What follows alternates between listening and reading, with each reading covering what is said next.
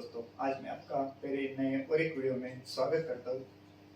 आज मैं आपको कुछ बातें बताने वाला हूँ जिससे आपको गर्मियों के दिनों में फिश का और फिश टैंक का मेंटेनेंस या ख्याल रखने में मदद होगी।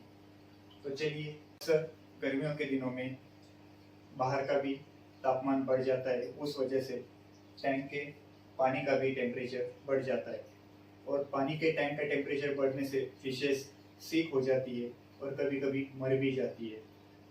ज़्यादा पानी गर्म होने की वजह से उनके ऊपर रेड स्पॉट बोलिए या ईच जैसी प्रॉब्लम आती है। तो अब मैं आपको बातें बताऊंगा जिससे फिश टैंक का पानी का टेम्परेचर कंट्रोल में भी रहेगा और फिश भी अच्छी रहेंगी। तो चलिए शुरू करते हैं। कभी भी आपका फिश टैंक खिड़की के सामने मत रखिए, यानी डायरेक्ट उसके ऊपर सनलाइट गिरेगी ऐसा मत रखिए।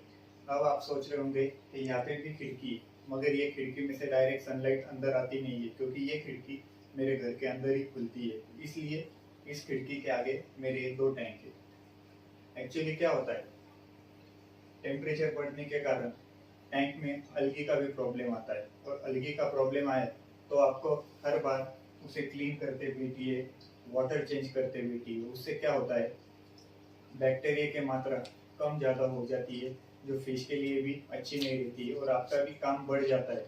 अलगी हो गई तो टैंक दिखने में अच्छा नहीं दिखता, फिर आप सोचते हो कि इसे क्लीन करेंगे, यानी आपको करते ही रहना पड़ेगा।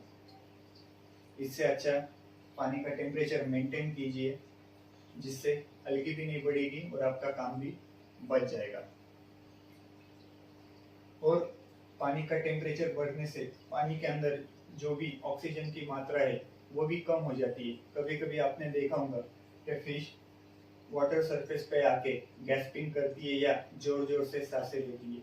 ये भी एक वजह होती है क्योंकि पानी गर्म होने के बाद ऑक्सीजन की मात्रा पानी में कम हो जाती है, जिसके वजह से फिश को परेशानी होती है। इसके लिए आप कभी भी वाटर टेम्परेचर मेंटेन किया करिए।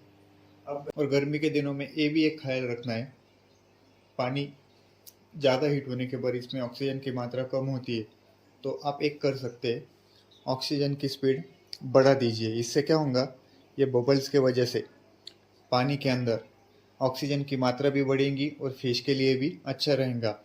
ज़रूरी बात यह है कि अगर आप रेगुलर यानी महीने में 2 बार वाटर चेंज करते होंगे तो गर्मी के दिनों में हफ्ते में एक बार 30 से 40% वाटर चेंज कीजिए।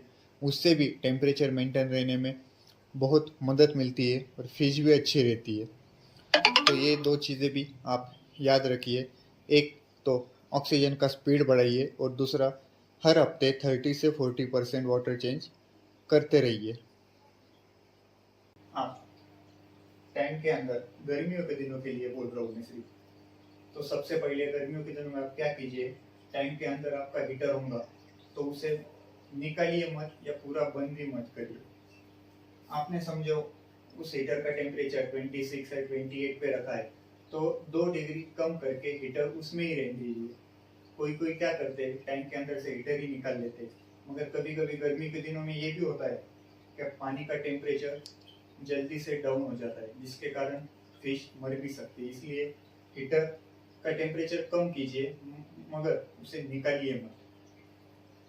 वैसे भी हीटर ऑटोमेटिक ही रहते, पानी का टेम्परेचर जो अपन ने सेट किया है हीटर पे उस लेवल पे आने के बाद हीटर ऑटोमेटिक बंद हो जाता है और टेम्परेचर नीचे आने के बाद हीटर ऑन हो जाता है। कभी कभी क्या होता है, आपने हीटर निकाल भी लिया और पानी का टेम्परेचर डाउन हो गया तो आपको दूसरे दिन ध्यान में आएगा क्या, फिश एक जगह पे बैठी है, कुछ खा रही नहीं, और फिर आप वापस टैंक में हीटर लगाओगे, फिर वो हीटर ऑन होने के बाद पानी को उस टेम्परेचर पे आने के लिए टाइम लगेगा, तब तक आपकी फिश मर भी सकती है। इसलिए मेरी राय ये है कि आप हीटर निकालिए मत, सिर्फ उसका टेम्परेचर 2 डिग्री से कम कर दीजिए। बात आते हैं हम टैंक के लाइट के पास।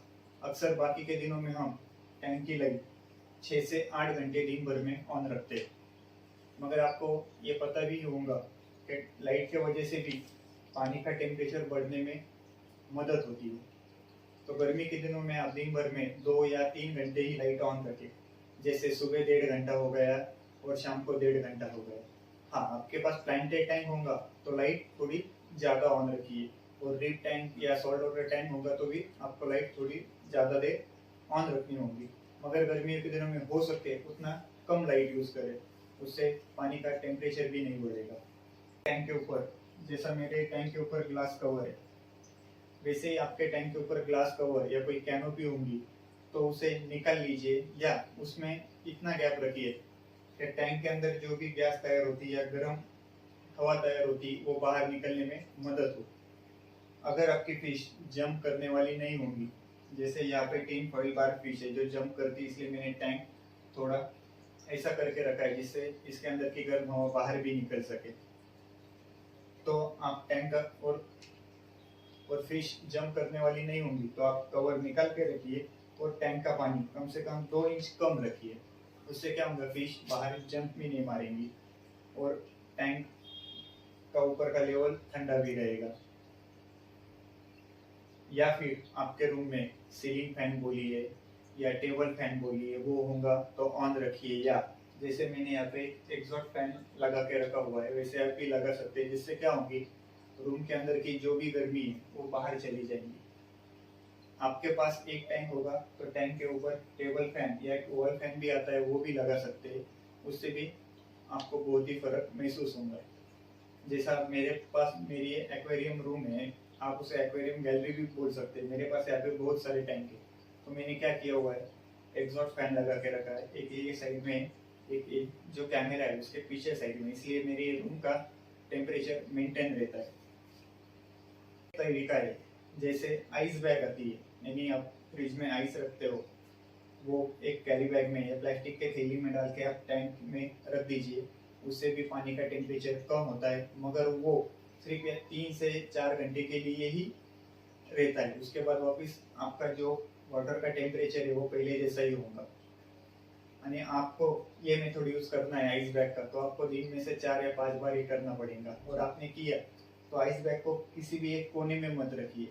क्या होता है, एक जगह पे रखने से उतना ही एरिया का पानी ठंडा होगा। आप क्या कीजिए, जहाँ से फिल्टर का फ्लो टैंक में आता है वहां पे रखिए, उससे क्या होगा, आइस बैग यानी आइस का जो ठंडापन है वो पूरे पानी में एक जैसा कवर होगा। तो रखना ही है तो जहाँ पे फिल्टर का फ्लो जाता है वहां पे रखिए।